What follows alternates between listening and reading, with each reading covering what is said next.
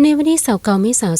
2026 นี้อยู่ที่แผนกวัฒนธรรมและการท่องเที่ยวแขวงได้จัดพิธีประกาศการจัดตั้งห้องหัวหน้าแผนกวัฒนธรรมและการท่องเที่ยวแขวงบุรีคำไซเป็นเกียรติของร่วมพิธีของท่านสมใจคุณพระไซคณะประจำภาคแขวงห้องประธานคณะกรรมการปกครองแขวงพร้อมด้วยหัวหน้าแผนกห้องหัวหน้าแผนกบรรดาแขกที่เชิญและพนักงานภายในแผนกเข้าร่วมอย่างพร้อมเพรียงในพิธีท่านอุทิศเกี้ยวลาห้องหัวหน้าคณะจัดตั้งแขวงได้ขึ้นผ่านโคตกลงฉบับเลขที่78ทับสพสว่าด้วยการแต่งตั้งห้องหัวหน้าแผนกวัฒนธรรมและการท่องเที่ยวแขวงโดยเห็นดีแต่งตั้งท่านภูเวียงพิมพ์วงศาเป็นห้องหัวหน้าแผนกวัฒนธรรมและการท่องเที่ยวแขวงบุรีคำไซพร้อมทั้งได้รับเกียรติมอบข้อตกลงจากท่านสมใจคุณพาไซห้องประธานคณะกรรมการปกครองแขวง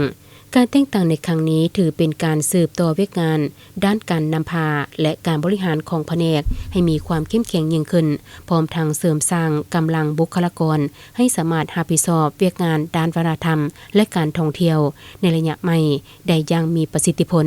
ในโอกาสนี้ท่านสมใจคุณพาไซได้กล่าวแสดงความยินดีและสมเสยต่อผลงานของท่านผู้เวียงพิมพ์วงศา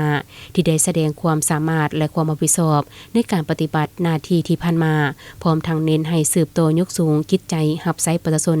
รักษาความสามัคคีภายในองค์กรตั้งใจพัฒนาตนเองและร่วมกับคณะนำพาแผนกให้บรรลุแผนเวียกที่วางไว้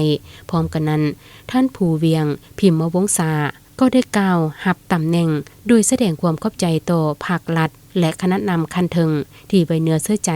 และมอบหมายในที่สำคัญให้พร้อมให้คำมั่นสัญญาว่าจะตั้งใจปฏิบัติหน้าที่ด้วยความซื่อสัตย์โปร่งใสรับผิดชอบและทุ่มเท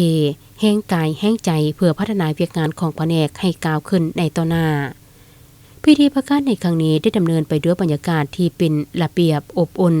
สะท้อนให้เห็นถึงความเอาใจใส่ของภาครัฐต่อการสร้างบุคลากรและพัฒนาเวียกงานด้านวัฒนธรรมและการท่องเที่ยวให้สอดคล้องกับการพัฒนาของแขวงในปัจจุบัน